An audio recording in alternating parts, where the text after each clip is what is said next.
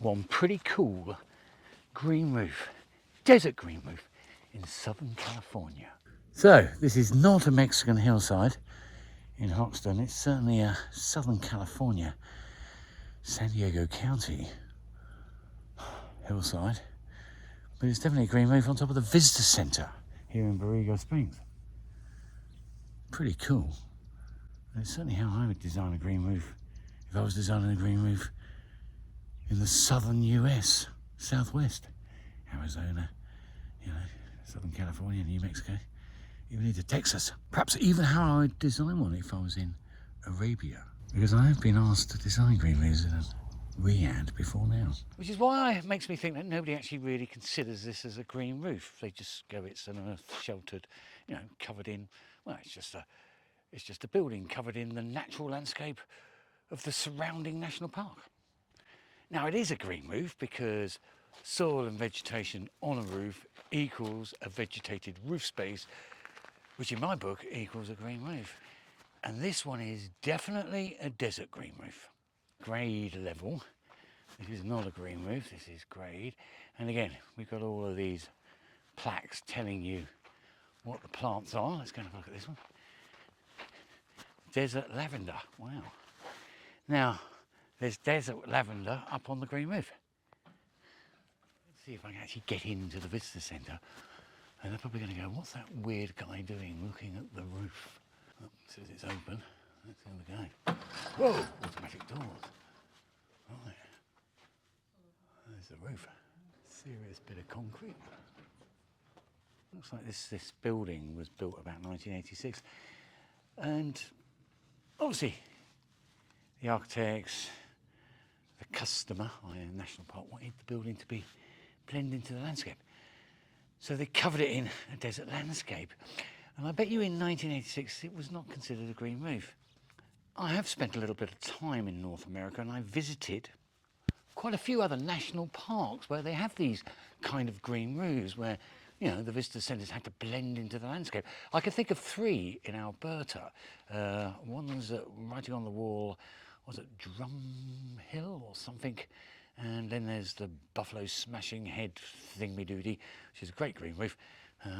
I'll find out and remember their technical names and I'll put them in the bump below. But again, I don't think they were considered green roofs. I just think they were considered as, let's cover the building in natural landscape. And I'm absolutely certain that this roof is, well, it's bound to be working technically correct. I mean, it doesn't leak. You know, when it does rain in the desert, it really does rain. And it's not collapsing. And yeah, it's this fantastic green roof delivering meaningful biodiversity in a landscape because it's got the vegetation associated with the landscape on the roof, not something that's been imported. So actually it's a green roof designed for biodiversity, and if it was in England, it would meet metric BNG good. Because actually, in a way, the desert is an open mosaic habitat.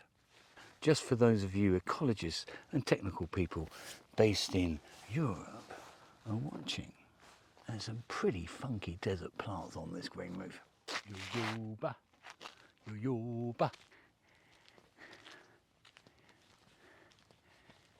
Here's a hedgehog cactus. And there's a creosote bush. Presumably, that's what you make creosote from. Now, I suspect the green roof starts about here. The prickly pear all the way up into Canada. Ooh, yucca, yucca, yucca. Yucca. Maybe I need you on a Mexican hillside in Hoxton. There's no sign telling me what this is. This is because it's so common that nobody needs to know what it's called. Well, I need to know what it's called, and I don't particularly want to rely upon my iPhone. Cotillo. Yeah, that's one of the classics, isn't it? Barrel cactus. Mason Valley Cholla.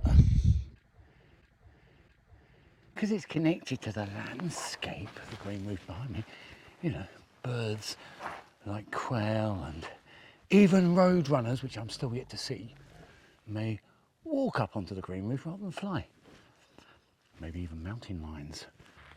And the irony, just after I recorded the bit about quails going onto the desert green roof, I flushed the quail, but it scuttled out into the desert. Trees, contiguous with the landscape, contiguous with the biodiversity of the region.